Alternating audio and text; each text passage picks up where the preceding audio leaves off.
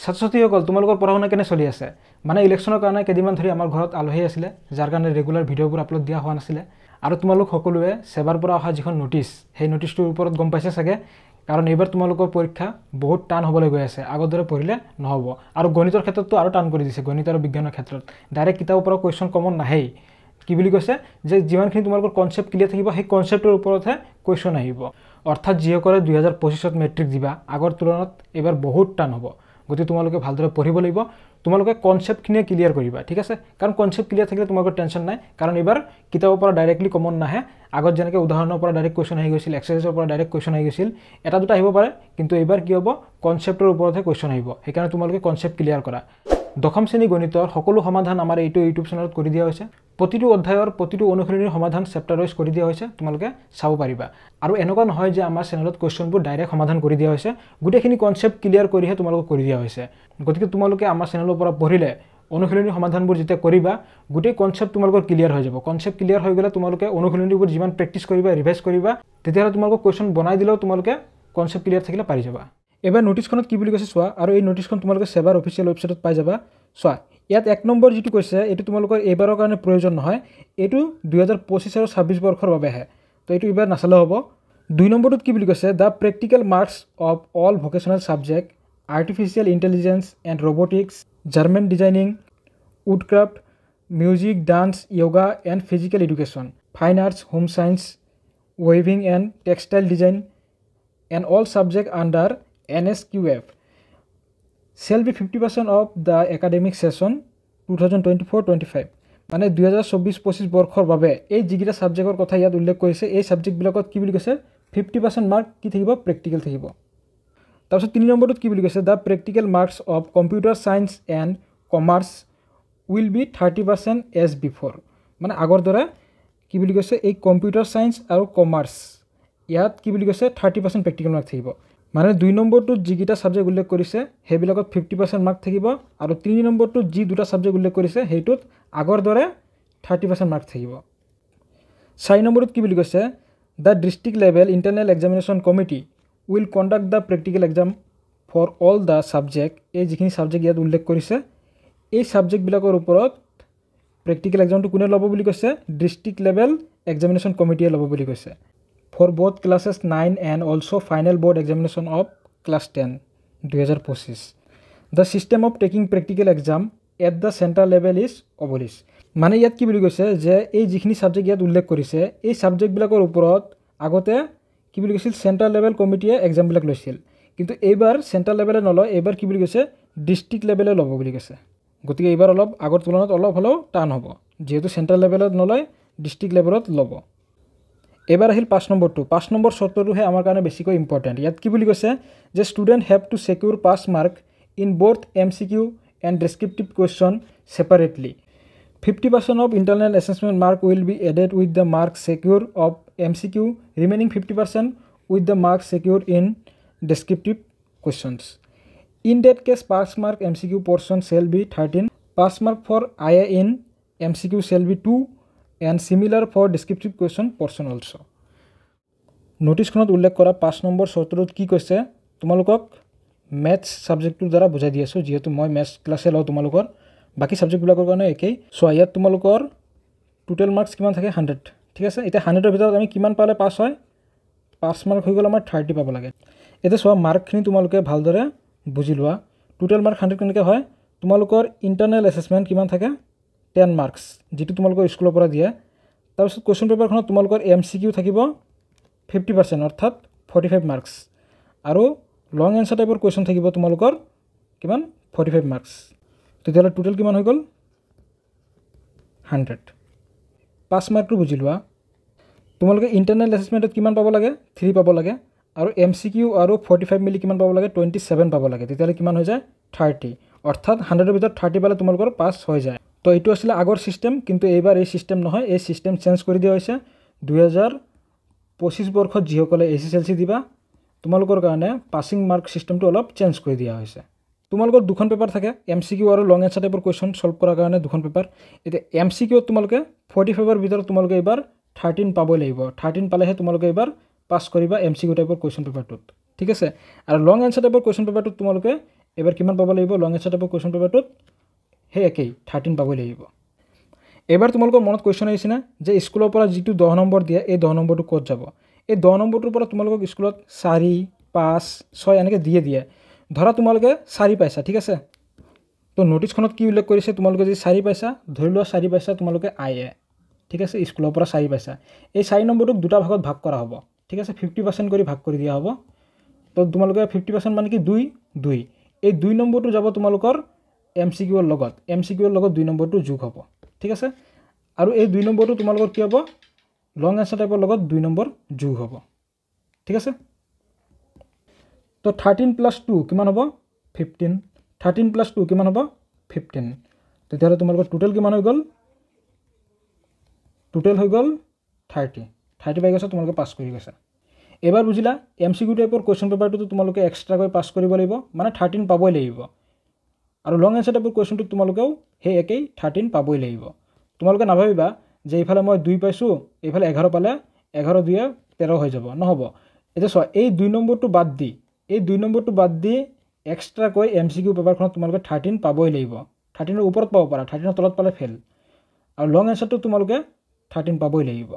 তোমালোকে এনেকুৱা নাভাবিবা যে এমসিকিউ টাইপৰ কুৱেশ্যন পেপাৰ আৰু লং এনসাৰ টাইপৰ কুৱেশ্যন পেপাৰ এই দুটা মিলি 13 26 পাব লাগে 26 পাই গৈছো পাছ কৰি যাম নহয় তোমালোকে ফেল কৰিবা তোমালোকে দুইটাতে সেপাৰেটলি পাছ কৰিব লাগিব ইয়াতো 13 পাব লাগিব ইয়াতো 13 পাব লাগিব আৰু ইন্টাৰনেল এসেসমেন্ট যেটো তোমালোকৰ মাৰ্ক সেই মাৰ্কৰ 50% তোমালোকৰ এমসিকিউত যোগ হ'ব আৰু 50% তোমালোকৰ লং এনসাৰত যোগ হ'ব তাৰ পিছত তোমালোকৰ টোটাল কৰা হ'ব এটা মাৰ্কিং সিস্টেমটো তোমালোকে বুজি পাইছা আৰু অলপ ভালদৰে বুজি লোৱা আগৰ দৰে যদি তোমালোকে ভাবা যে এমসিকিউ টাইপৰ কুৱেশ্যনবিলাক কি নোৱাৰো ডাইৰেক্ট যাম আৰু টিক মাৰ্ক দি থৈ আহিম যিকোনো লাগি যাব লাগি গলেও ধৰা তোমালোকে কিবাকে 30 পাই গৈছা ঠিক আছে আৰু লং এনসাৰ বিলাকত তোমালোকে ধৰি লোৱা ইমান পঢ়িব মন যোৱা নাই অলপ সলপ চাই গৈছা কিবাকে তোমালোকে 4 মান পাইছা আৰু স্কুলৰ পৰা 3 4 কিবাটা দি দিছে আৰু ঠিক আছে 3 মান দিলে তো এইখিনি প্লাস কৰিলে কি হৈ আছে 37 অৰ্থাৎ তোমালোকে 30 ৰ ওপৰত পাইছা তাৰমানে তোমালোকে কি হয় পাস কিন্তু এবাৰ এই সিস্টেম নহব তো বুজিলা তোমালোকে এবাৰ এই সিস্টেম কৰিলে নহব আৰু অলপ ভালদৰে বুজি লোৱা সো তোমালোকে ভালদৰে পঢ়ি গৈছা যে এমসিকিউত তোমালোকে কিমান পাইছা কিবাকে 10 পাইছা ঠিক আছে আৰু লং এনসাৰ টাইপৰ কুৱেশ্যন বিলাকত তোমালোকে 45 ৰ ভিতৰত 40 পাই গৈছা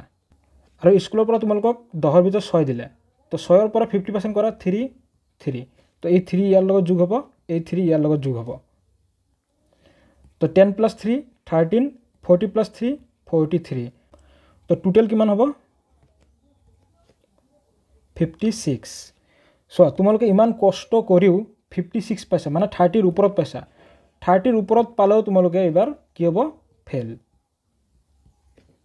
কিয় ফেল মই কি বুলি কৈছিলো এমসিকিউ তোমালোকে ইয়াত 13 পাবই লাগিব বা 13 ৰ ওপৰত পাব লাগিব 13 ৰ তলত পালে ফেল বা তোমালোকে এমসিকিউত বেছি পাইছা 13 তকৈ লং এনসাৰ টাইপৰত যদি কম পাই যোৱা তথাপিও ফেল মনত ৰাখিবা দুইটাতে 13 ৰ ওপৰত পাব লাগিব এমসিকিউ হওক বা লং এনসাৰ টাইপৰ কুৱেশ্যন হওক দুইটাতে 13 ৰ ওপৰত পাব লাগিব তেতিয়াহ'লে তোমালোকে এবাৰ পাস কৰিবা গতিকে তোমালোকৰ এবাৰ আগৰ তুলনাত টান হ'লনে তোমালোকে এমসিকিউ ভালদৰে চাব লাগিব আৰু লং এনসাৰ টাইপৰ কুৱেশ্যন বিলাকো ভালদৰে চাব লাগিব তো আমাৰ চেনেলত তোমালোকক চেপ্টাৰ ওয়াইজ এমসিকিউ বিলাক কৰি দিয়া হৈছে তোমালোকে চাবা প্লেলিষ্টত যাবা প্লেলিষ্টত গৈ চেপ্টাৰ ওয়াইজ এমসিকিউ বিলাক চাব পাৰিবা আৰু লং এনসাৰ টাইপৰ কুৱেশ্যন বিলাকটো আমি অনুশীলনিত কৰিছো আৰু যিখিনি কৰি দিয়া হৈছে গোটেইখিনি তোমালোকক এনেদৰে কৰি দিয়া হৈছে যাতে তোমালোকৰ কনসেপ্ট ক্লিয়াৰ হৈ যায় তোমালোকৰ কনসেপ্ট ক্লিয়াৰ থাকিলে তোমালোকে যিকোনো টেকনিক লগাই তোমালোকে ইজিলি কৰিব পাৰিবা তো 5 নম্বৰটো তোমালোকে মাৰ্কিং সিস্টেমটো বুজি পাইছা 6 নম্বৰটোত কি বুলি কৈছে দা ওয়েমাৰ্স উইল বি 4 সেট অৰ্থাৎ A B C D 6 number শৰ্তটোত কি বুলি কৈছে মানে যিখিনি সাবজেক্টত তোমালোকৰ এমসিকিউ টাইপৰ কুৱেশ্যন আহে তাত তোমালোকৰ এক্সট্ৰাকৈ ওয়েমাৰ সিট দিয়া হয় সেই ওয়েমাৰ সিটটো এবাৰ কি কৰিছে চেঞ্জ কৰিছে কেনেকৈ চেঞ্জ কৰিছে সো এটা ৰুমত ডেস্কখিনি এনেকৈ আছে ঠিক আছে তো চোৱা প্ৰথম ডেস্কত এজনে বহিলে ৰোল নম্বৰ 1 ধৰি লৈছো ইয়াত ৰোল নম্বৰ 2 ৰোল নম্বৰ 3 4 5 6 7 8 এটা তোমালোকক ধৰি লোৱা এমসিকিউৰ কাৰণে কুৱেশ্যন পেপাৰবিলাক দি গ'ল এনেকৈ সকলোৰে কাৰণে কুৱেশ্যন পেপাৰবিলাক কি হয় একেই হয় কুৱেশ্যন ইয়াত একে কুৱেশ্যনে আছে কিন্তু ইয়াত কি কৰিছে অলপ চেঞ্জ কৰিছে মানে 4টা ভাগত বিভক্ত কৰি দিছে এ বি সি ডি অৰ্থাৎ এইটো হৈ গ'ল এ পেপাৰ এইটো বি পেপাৰ এইটো সি এইটো ডি ঠিক একেদৰে এবাৰ ইয়াত আকৌ চেঞ্জ হ'ব এ ইয়াত বি ইয়াত সি ইয়াত ডি কুৱেশ্যনখিনি ভিতৰত একে আছে একে থাকিলে কি হ'ব চেঞ্জ কৰি দিয়া হৈছে যেটো এ পেপাৰৰ যেটো 1 নম্বৰৰ কুৱেশ্যন 1 নম্বৰ কুৱেশ্যনটো কি হয় বি পেপাৰত ধৰি লোৱা 5 নম্বৰত দিয়া আছে ঠিক আছে। আৰু এই এ পেপাৰৰ 1 নম্বৰ কুৱেশ্যনটো চি পেপাৰত ধৰি লোৱা 8 নম্বৰত দিয়া আছে আৰু ডি পেপাৰত 10 নম্বৰত দিয়া আছে। এতিয়া চোৱা পিছত আকৌ কি হ'ব, ৰোটেশ্যন হ'ব। ৰোল নম্বৰ 1 এ পেপাৰ পাইছিল, সেই পেপাৰটো আকৌ 5 নম্বৰে পাব। তো 1 নম্বৰ কুৱেশ্যনটো ইয়াত 1 নম্বৰতে থাকিব। ৰোল নম্বৰ 2 বি পেপাৰটো পাইছিল, সেই বি পেপাৰটো আকৌ 6 পাব, ইয়াত 5 নম্বৰটো থাকিব কুৱেশ্যনটো। মানে কুৱেশ্যনখিনি একেই হ'ব, কিন্তু কুৱেশ্যনখিনি সাল সলনি কৰি দিয়া হ'ব, উল্টা পুল্টা কৰি দিয়া হ'ব। চ' কুৱেশ্যনখিনি একেই আছিলে, যিকোনো এটা কুৱেশ্যন থাকিব, 1 নম্বৰ কুৱেশ্যনটো ৰোল নম্বৰ 2ৰ লগত নিমিলিব। ইয়াত আকৌ 1 নম্বৰ কুৱেশ্যনটো বেলেগ হ'ব, মানে ইয়াৰ 1 নম্বৰ কুৱেশ্যনটো বেলেগ, ইয়াৰ 1 নম্বৰ কুৱেশ্যনটো বেলেগ। আকৌ ৰোল নম্বৰ 3ৰ কাৰণেও বেলেগ, ৰোল নম্বৰ 4ৰ কাৰণেও বেলেগ। অৰ্থাৎ এই 4জনৰ লগত নিমিলে। এতিয়া এইটো কিয় কৰিছে, কাৰণ চোৱা বহুতে কি কৰে পৰীক্ষাত চোৱাচুই কৰে, মানে এজনে আনজনৰ পৰা চাই লিখে, নপঢ়াকৈ যায়, সেইকাৰণে এই চিষ্টেমটো কৰিছে। এতিয়া ৰোল নম্বৰ 2 যদি ভাবে যে ৰোল নম্বৰ 1ৰ 1 নম্বৰটোৰ এনচাৰ কি আছিলে, 1 নম্বৰটোৰ এনচাৰ আছিলে অপশ্যন, 4টা অপশ্যন থাকে, 4টা অপশ্যনৰ ভিতৰত অপশ্যন এ। এতিয়া ৰোল নম্বৰ 2ও যদি ইয়াৰ পৰা চাই লিখি দিয়ে যে 1 নম্বৰটোৰ এনচাৰ হৈ গ'ল অপশ্যন এ, তেতিয়াহ'লেতো ভুল হ'ব, কাৰণ ইয়াৰ 1 নম্বৰ কুৱেশ্যনটো ইয়াৰ 1 নম্বৰ কুৱেশ্যনৰ লগত নিমিলে। ইয়াৰ 1 নম্বৰ কুৱেশ্যনটো ইয়াৰ 5 নম্বৰ কুৱেশ্যনতহে আছে। এবাৰ বুজিলা তোমালোকৰ MCQ টাইপৰ কুৱেশ্যনবিলাকত কি হ'ব, 4টা ছেট থাকিব, এ বি চি ডি, মানে 4টা পেপাৰ বনোৱা থাকিব, কুৱেশ্যনবিলাক সাল সলনি কৰি দিয়া হ'ব। 7 নম্বৰটো চোৱা, in English and other language subject, মানে ইংলিছৰ দ্বাৰা যিবিলাক ছাবজেক্ট আছে, ইয়াত কি বুলি কৈছে, it is not necessary that all question will be from the prescribed lesson chapter. মানে কি বুলি কৈছে ডাইৰেক্ট,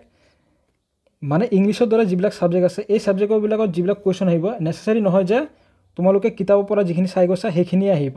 ইয়াত কি বুলি কৈছে, there may be unseen passages, grammar item etcetera, the question will be based on the learning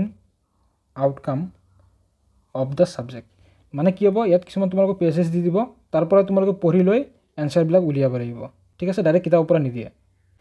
এতিয়া চোৱা আমাৰ বিজ্ঞান আৰু গণিতৰ কাৰণে আৰু এটা চৰ্ত উল্লেখ কৰিছে। চৰ্তটোত কি বুলি কৈছে, 8 নম্বৰটো চোৱা, in the subject science and mathematics the question and problems will be concept base which may not be directly from the textbook. মানে ইয়াত কি বুলি কৈছে, গণিত আৰু বিজ্ঞানৰ যিখিনি কুৱেশ্যন আহিব বা সমাধান আহিব, সেইখিনি কি হয় কনচেপ্ট বেছহে হ'ব, মানে তোমালোকৰ কনচেপ্ট কিমানখিনি ক্লিয়াৰ আছে সেই তাৰ ওপৰতহে কুৱেশ্যনটো আহিব, ডাইৰেক্ট কিতাপৰ পৰা তুলি নিদিয়ে। আগতে যেনেকৈ তোমালোকৰ ডাইৰেক্ট অনুশীলনীৰ পৰা কুৱেশ্যন আহি গৈছিল, উদাহৰণৰ পৰা আহি গৈছিল, কিন্তু এইবাৰ এনেকুৱা ধৰণৰ নহয়, তোমালোকৰ কিতাপৰ পৰা পঢ়ি তোমালোকৰ কনচেপ্ট কিমানখিনি ক্লিয়াৰ হৈছে তাৰ ওপৰত কুৱেশ্যনবিলাক বনাই দিব, ঠিক আছে। সেইকাৰণে তোমালোকে কনচেপ্টখিনি ক্লিয়াৰ কৰা, আৰু আমাৰ চেনেলত তোমালোকৰ যিখিনি পঢ়াইছোঁ গোটেইখিনি তোমালোকক কনচেপ্ট ক্লিয়াৰ কৰিহে পঢ়াইছোঁ, ঠিক আছে। এনেকুৱা নহয় তোমালোকে যে ডাইৰেক্ট সমাধান কৰি দিছোঁ। গতিকে তোমালোকে আমাৰ প্লেলিষ্টত যাবা, প্লেলিষ্টত গৈ চেপ্টাৰ ৱাইজ সকলোখিনি সলিউশ্যন চাব পাৰিবা। Even question from examples and reference May included, মানে কি বুলি কৈছে, হয়তো এক্সাম্পলৰ পৰা আহিব পাৰে বা ৰেফাৰেঞ্চ বুকৰ পৰা আহিব পাৰে। গতিকে তোমালোকে মনত ৰাখিবা, তোমালোকৰ ছায়েন্স আৰু মেথমেটিকৰ কাৰণে তোমালোকৰ কনচেপ্ট ক্লিয়াৰ থাকিবই লাগিব। কনচেপ্ট ক্লিয়াৰ থাকিলে তোমালোকে পাৰিবা। MCQটো ঠিক একেদৰেই কৈছে, তোমালোকৰ MCQৰ কাৰণেও কনচেপ্ট ক্লিয়াৰ লাগিবই। ছ'চিয়েল ছায়েন্সৰ কাৰণেও ঠিক একেই কৈছে, কনচেপ্ট ক্লিয়াৰ লাগিব বুলি কৈছে, ঠিক আছে। তোমালোকৰ নটিচটো বুজি পাইছা, মানে মাৰ্কিং চিষ্টেমবিলাক কেনেকুৱা হ'ব আৰু কুৱেশ্যন পেপাৰটো কেনেধৰণৰ হ'ব বুজি পাইছা, ঠিক আছে। বাকীখিনি তোমালোকে চাই ল'বা, আৰু এই নটিচখন তোমালোকে চেবাৰ অফিচিয়েল ৱেবছাইটত পাই যাবা, তাৰ পৰা তোমালোকে ডাউনলোড কৰি চাব পাৰিবা।